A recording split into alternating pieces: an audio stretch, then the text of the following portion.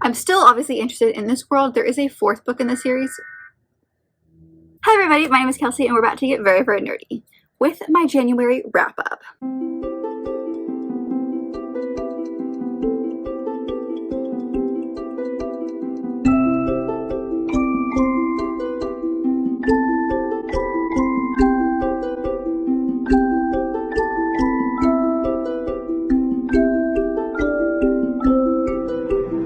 So we're in a little bit of a different situation. You might shake a little bit because you're on my desk and I got comfy and decided that this is where I'm going to film today.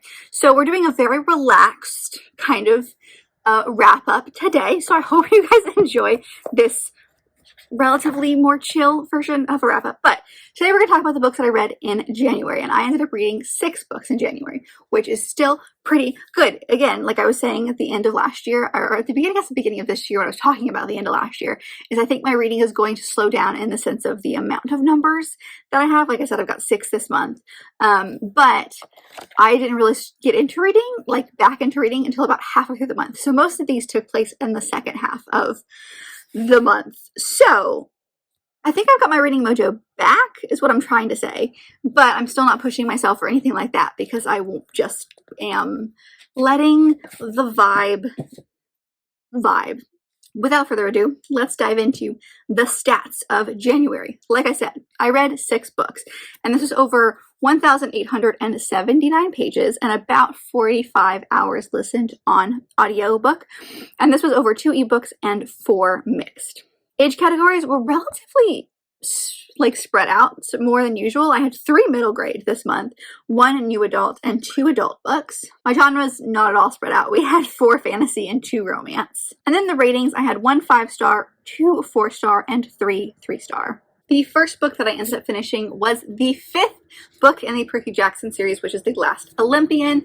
This is not the final in the series now that the author has started adding some more things to the series, but this was the final book when it was originally written. So I ended up giving this one 4 stars. I really enjoyed this. It was really, really action-packed, which is kind of what I expected for the final book in a series.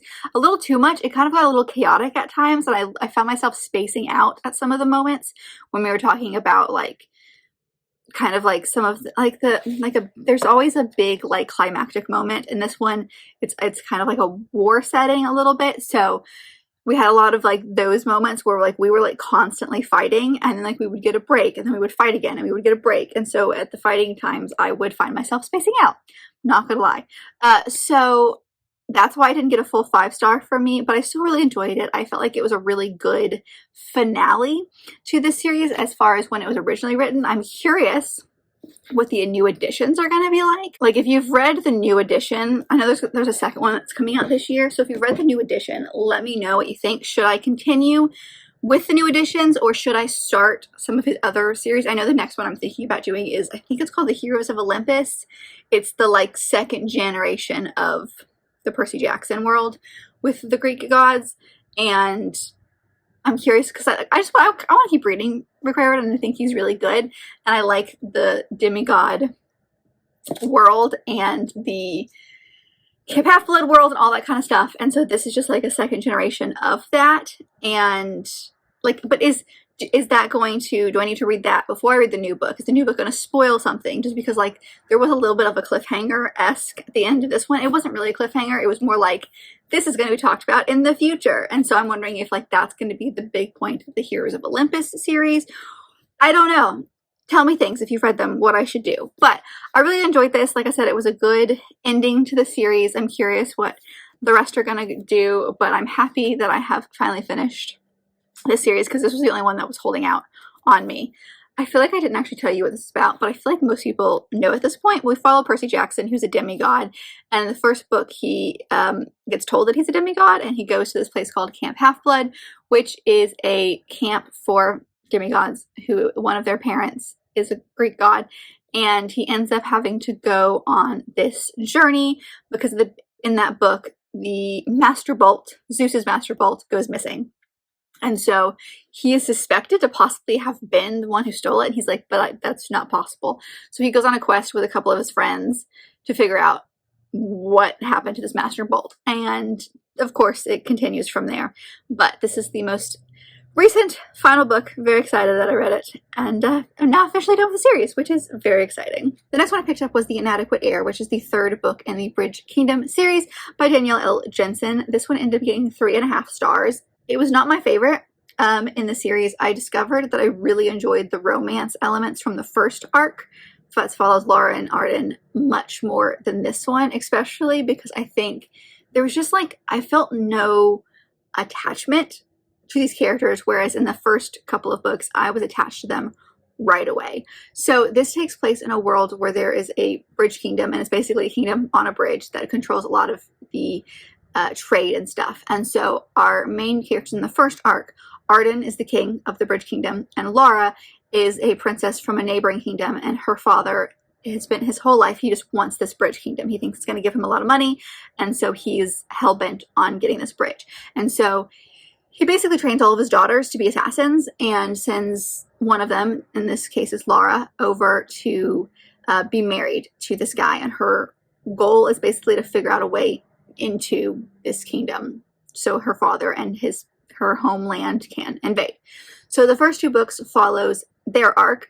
The second 2 books follows her brother, who is the heir. The king basically has like 5,000 wives at this point. That's an exaggeration, but he's got like 30 wives or something. And so there's a lot of step siblings and things of this nature, but he is the full sibling of Laura, and he's now the heir.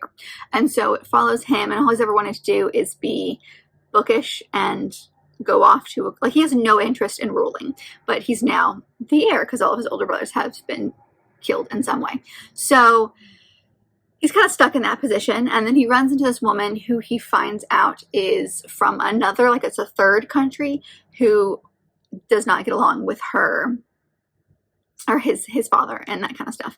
And so it's definitely hate to love. They know that each other is from the country, but they don't know who they are exactly. Like, she doesn't know that he is the king or the prince, and he doesn't know that she is actually like the head general and is also the heir to her country. So there's a lot of back and forth, but this book was really interesting because it takes place over the like timeline of the first 2 books, mainly the second book, but like there's a lot of overlap, so we see a lot of the events that happen in the second book that we saw from Laura's point of view. We now see it from these 2 characters' points of view. And I liked the romance, but like there was like, it didn't feel as captivating as the first one. I felt like it was just kind of okay, you know, like there wasn't anything amazing about it. It just was there. I'm still obviously very interested in this world. There is a 4th book in the series that is the conclusion of their arc, and then the author's going to write a 3rd arc, and I don't know who that's going to follow. There will be 6 books at some point. I had to read the first 2 back to back, so I was prepared to do that with this one, but I realized by the time I was done with this, yes, there was a big cliffhanger, and now we've reached a part in the timeline that we haven't gotten to yet. There's no overlap now, and I'm very interested to see where it continues, but I also didn't feel like I needed to pick it up right away, if that makes any sense. So I ended up just reading the 3rd one instead of reading the 3rd and 4th together. I still, like I said, when I get to the 4th one, I just think I'm going to wait a little bit because it's not as like immediate of a need for me right now, and I was afraid if I forced myself through it, I was going to possibly put myself in a slump again. So it was good. I enjoyed it. Like I said, it still got 3.5 stars, but it wasn't like the next best thing. The next book that I picked up was Freeing Luka, which is the 2nd book in the Clucanian series by Victoria Aveline. The first one being Choosing Theo, which I read a couple of years ago, and it fell head over heels. This is an alien romance, but it is a super, super tame, in my opinion, alien romance. As far as like, when you think of alien romances, you were probably envisioning like a little green guy with like tentacles or something. But in this world, the Clucanians are humanoid, and they look just like humans, except for they have some silver markings on their body that kind of look like shiny tattoos. And they're just generally bigger than humans. Like their stature is bigger. So this world is, this one takes place after the events of the first one, so it does spoil the first one, because every character, like this series I think is like 7 or 8 books long, and every couple is a someone from the same family. So it follows, like I said, the first one followed Theo, and this one follows his brother, Luka, and the next one will follow another brother. So it's like all of their stories. So it does spoil the ending of the first one, but it's kind of like they're not a huge part of this story. So in this world, basically, just kind of like to sum up the world as a whole, because I think that's going to be easier than me trying to explain this book specifically first. It takes place on this planet and in this kind of colony of people that are called the Clucanians, and they are suffering from basically lack of women in their society, or there's not lack of women, they have women, but they're very, very scarce. So they are afraid of dying out, basically. And so there's some radical groups that have decided that what they're going to do is they're going to search the galaxy to find different species that are compatible to mate with the Clucanians and their people. And one of the species is humans. And so this book will follow, the guy is usually Clucanian and the woman is from Earth. And so I would check out trigger warnings for this one, especially at the beginning, because there's like attempted sexual assault, there's captivity, there's torture, there's things like that, because these women are basically like taken and kidnapped from their own country and taken to these bunkers, basically. This one follows Luka, like I said, who has been captured by one of these like rebel forces, and Alice, who is human and again was captured from Earth. And there is this thing in their world where mating was a thing, but it has almost died out. There's almost no mates anymore. And so there has been a few that come here and there, and they have found out that humans are the ones that Clucanians can mate with. And so they're trying to get her to mate with Luka, is basically what it is. And by mate, I mean not necessarily like sexually. What they want is for him to recognize her as the mate. Which there's a few like physical things that happen when you recognize your mate.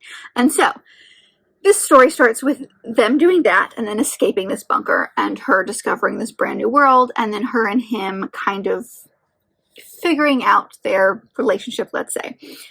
That was a very long-winded way, but I love this world. It's super brutal when you think of it that way, like these women being taken from Earth, but once they are taken, like when they meet the government and like the queen in Clucania, it is not bad. Like they are treated very, very well. It's just these rebel forces that are bad. And that rebel force section, I would say it's like maybe the first 20% of the book. So a lot of it is her making her own choices. And so you see the two of them kind of grow together, and I just forgot how enthralling her writing is. I was obsessed. I ended up giving this book 4.5 stars. It wasn't as good as Choosing Theo because that one still is like super up there for me, but I really enjoyed my time with this one. It had been 2 years, like I said, since the first book, and I was able to remember so much from the story without even having to be reminded. Now she does remind you, obviously, especially when it comes to world building, because this one kind of expanded on the world a little bit.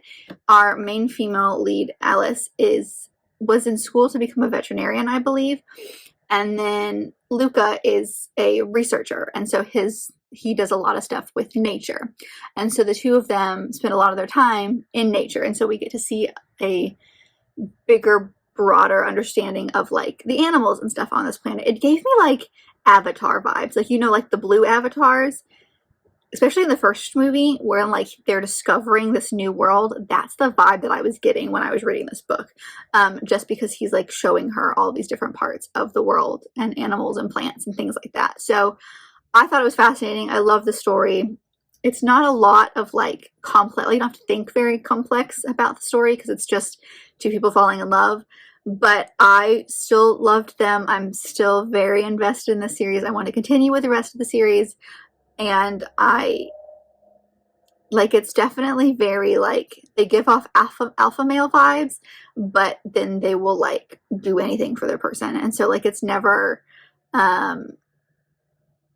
forced on the women, I guess is what I'm trying to say. So, anyway, I really liked it. I thought it was well done, and I was worried going into this one, but it ended up being amazing. I then picked up one that I wasn't sure if I was going to get to. I wasn't on my list originally, but the audiobook from my library came through, and I kept like getting it out from the library and then not reading it, so I had to return it. And so finally I was like, this is ridiculous, you need to freaking read this. So I did, and that was Love Theoretically by Ali Hazelwood. So I gave this one 5 stars. I love her writing so much. I love her STEM romances. This is the last one that I owned in her STEM romance world that I haven't read yet. There are a couple of trigger warnings for this one. We have like discrimination. There is some teacher-student possible grooming going on. It's very sus. It's not like, there's nothing like sexual assault wise going on in this book, but there is some like grooming from a like advisor standpoint, and kind of forcing one of our characters into a lane that he thinks is right for her.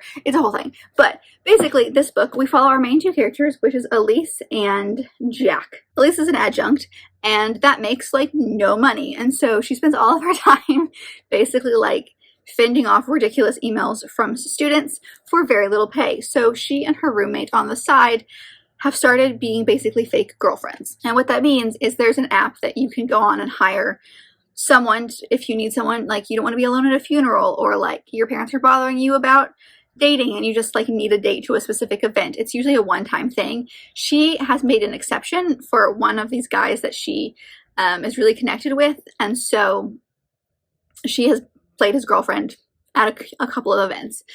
But the story really kicks off when she gets invited to basically apply for this teaching position at MIT. And this book really talks about like the physics department, and it's the reputation of theorists versus like experimentalists, I think is what it is. And there's this guy who wrote a letter a long time ago that basically like made theorists look dumb. And so they've been fighting and fighting to get their standing back. Well, it turns out that the guy who wrote this letter is named Jack, and he's the brother of the guy that she has been on multiple pretend dates with. So, and he's in charge of like hiring her basically. And so they meet up because he knows her as a totally different name and it's a totally different job, and all of a sudden she's there applying for this position. And so it's the 2 of them during this selection process. What I found really interesting is like when you go into this book and you kind of discover what the trajectory of the story is going to be. I thought I knew how this book was going to end, but the ending that I thought was going to be the end only happened in like the middle of the book, and I was like, where are we going from here? So it really focuses on their relationship. I don't think plot-wise this is the best of her STEM romances, in my opinion, as far as like my enjoyment goes. I still think that I liked the plot of the Love Hypothesis much better, but this is my favorite couple. I love the 2 of them because they are so incredibly healthy together. She has a lot of issues. She has a lot of like boundaries where she's putting up a lot of facade, and she kind of like puts up this mask of what she thinks you want her to be. So she's never her full self with people, and he can see right through that. And then he's also got some like control issues as well. So it's the 2 of them, like not controlling her, but like controlling boundaries in his own life. And so it's the 2 of them dealing with so much stuff together. And it was just one of the most beautiful, healthy relationships I've read about, because these 2 people are so incredibly flawed, but they work so hard to make each other better. And he works really hard at making her be very real with him, and then she works really hard at kind of like breaking down some of those boundaries that he's kind of built up, because the ones that are like okay to like break down a little bit. So I just really love them. I think they're so cute, which is why I got 5 stars. Like I said, plot wise was just kind of okay. Their romance is what got me through this book. I would have done anything for them. And I think I read this in like 2 days because I was so invested in them as a couple. I will say, just like her other books, the conversation of women in STEM is pretty heavy-handed. So just kind of be wary of that. I don't ever think it goes too far. Like it doesn't ever feel like she's on a soapbox, but it does, like there is a lot of conversation about that. Especially with these books, they're very scientific in nature due to the people's jobs, but I think she does a very good job of just kind of telling you enough that you understand completely what this person's job is, what they're thinking, that kind of stuff. But it's not too much to where you're like, this is going way over my head. I had a couple of moments like that, I think, in some of her other books, but this one was really good about like, I knew by the end of this what these people did for a living. And I understood their experiments and their scientific, XYZ. So like what they were doing scientifically which is, it's a big feat because my brain does not compute science stuff very well. So the fact that I was able to do that was amazing. But I love it. I love her writing. Her writing is very humorous, especially being in Elise's head. She was, or sorry, Elsie. I keep saying Elise, but I think it's Elsie's head. I loved being in her head. She was just so funny, and the way she looked at the world and the way that she reacted to things, I laughed out loud multiple times. And that's like, she does that with a lot of her writing, but for some reason it felt like more with her, and I was very happy, and I loved it, is what I'm trying to say. All right, and the last two books I'm going to do together because they are the first two volumes of Lumberjanes, which is a graphic novel series that is a middle grade graphic novel series that takes place during the summer, and it follows all these girls at a camp, basically. And I had no idea what I was getting into. I basically picked this up because it was supposed to be warm, and one of the prompts I had from my Tea Bear basket was set in a warm place, and it was over the summer, so I was like, oh, this is great. This will be like a warm setting, and I can kind of see what this is all about. And I gave both of them 3 stars. Like, they still weren't the most amazing things I've ever read, but I can't stop reading them, and now I'm invested. I think there's like 20 volumes, and I want to read all of them now. So basically, this follows, like I said, a bunch of girls. I think it's about 5 girls who are from the same cabin at this camp. And it's a camp where they go, and it's very like Boy Scouty, where you kind of, you know, like you learn how to track in the woods, and you learn how to whitewater raft, and you get badges and things like that. But there's actually a bunch of mythical, magical stuff going on. And we find out in the 2nd volume that it is connected to Greek mythology in some way, which I loved. It was definitely giving me a little bit of the Percy Jackson vibes, and I think it's just because it was Greek mythology and took place at a camp. But it was these girls who basically are just trying to like make it through, do their daily activities, and then all of a sudden all of these things keep going wrong, or they keep like finding themselves in these situations, and it's like, oh, well, we were just whitewater rafting, and then all of a sudden there's a giant serpent, and you're like, excuse me, back up. So it's very like, it's a fantasy series, but it's surprise fantasy is the best way that I can describe it. So I wasn't quite sure how to feel after the 1st volume, which is why I immediately read the 2nd volume, because I was like, I need answers. It took me a while to get invested. I think it took me about halfway through the 1st volume before I was invested, and then there was a pretty big cliffhanger, and so I was like, okay, I need answers. But overall, the series was fascinating. I'm interested to see where they're going to go, because this arc is kind of done as far as the first 2 volumes, so I don't know where we're going to go from here. So I still want to continue. I want to see what the rest of them are like, especially because I know this is a queer romance as well. At least there is one in this series. We were already starting to see like hints to it, so you do have a lot of variety of characters. You have a lot of variety of representation as well, and then you've got all these mythical, magical things on top. So I'm interested to see where we're going to go from here. I might read the 3rd one and decide that I'm done, but so far I really enjoyed them, and I found them on, I think, Hoopla. No, I found them through my library, so that's how I've been reading them. I don't feel like I need to own them. I feel like I've read them once and I'm good, but they were still a lot of fun, and I really enjoyed them kind of being the couple of books that I finished out the month with. But that's it. Those are all of the books that I read in the month of January, so I hope that you guys enjoyed this more, maybe more relaxed wrap up. Let me know what your thoughts are if you've read any of the books that I mentioned in today's video, or what's something that you finished in the month of January. Tell me all your bookish thoughts down below.